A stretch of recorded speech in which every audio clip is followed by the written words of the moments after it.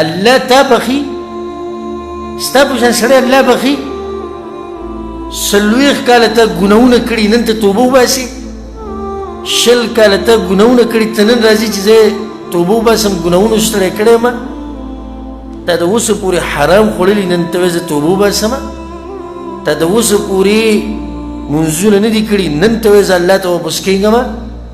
ستا د اوسه پورې عقیده د شرک د بدعاتو د خرافاتو وه نن ته وایې چې زه صحیح عقیدې ته وړم په دې کې به تا واچې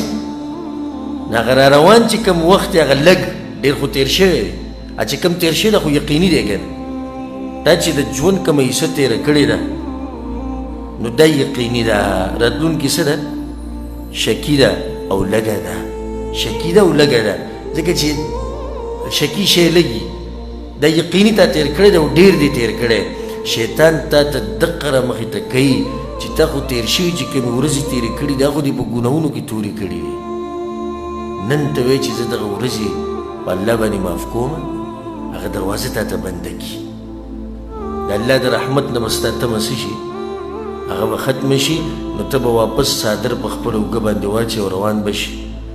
چې هسې خو هم د دې سوال جواب د دې علماو سره نشته چې زه ګناهونو ستړی کړی یم زه څه وکړم هلته دې ته شیطان وي چې د دې جواب نه میلاویږي بس اوس چې ستا څه طریقه ده څه ژوند دې هغه شانې تېروه زه تاسو ته دا وایم چې دا د شیطان خالص دوکه ده چېرته په دې کې را نشي ای تپوس کوونکیه چې زه ګناهونو ستړی کړی یم الله ته واپس کېدی شم او که نه تا ته وایم چې د شیطان په دې خبرو کې چېرته را نشي واوره دا حدیث د انس بن مالک رضی الله عنه په سنن ترمذي کې دی رسول صلی الله علیه وسلم وی الله وی یعنی دا حدیث قدسی دی یا ابن آدم ای د آدم بچیه دې ته غوږ کېږده او سم به خوشحاله شي هر هغه رور ته چې د الله په نافرمانۍ کې واقع شوی دی او هر هغه خور ته واوره دا حدیث زړه به دې د خوشحالۍ نه ټوپونه ووهي یا ابن آدم ای د آدم بچیه انک ما دعوتني ورجوتني څو پورې چې ته زما نه امیدونه ساتې او څو پورې چې ته زما نه دعاګانې غواړې غفرت لك على ما كان منك ولا أبالي الله وی زه به درته دا ټول ګناهونه وبخم او هېڅ پروا مې نشته چې ګناهونه ډېر دي او که لږ دي رب العالمین وایي ښه خو په دې چې ته به دعاګانې غواړې او امیدونه به ساتې صرف دا نه غوږ کېږدی دې حدیث ته دا یو حدیث چې نن تاسو سره وي تاسو ځان سره کور ته ویسئ که نه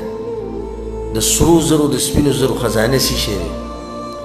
یا ابن آدم ای د آدم بچیه لو اتیتنی بقراب الارض خطایا دومره ګناهونه ته په ما پسې راوړې لکه دا ځمکه چې پوره ډکه شي د ګناهونو نه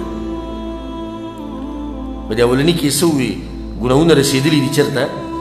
اسمان ته اوس ګناهونو ډکه کړې ده ټوله ځمکه ثم لقيتني لا تشرك بي شيئا او په دې حال کې ما سره ملاو شو د قیامت په ورځ چې ما سره دې شریک نه جوړ کړی په بندګۍ کې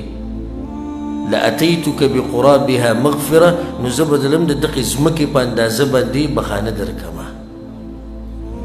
او ګناهونه به د ټول څه کمه هغه به درته وبخم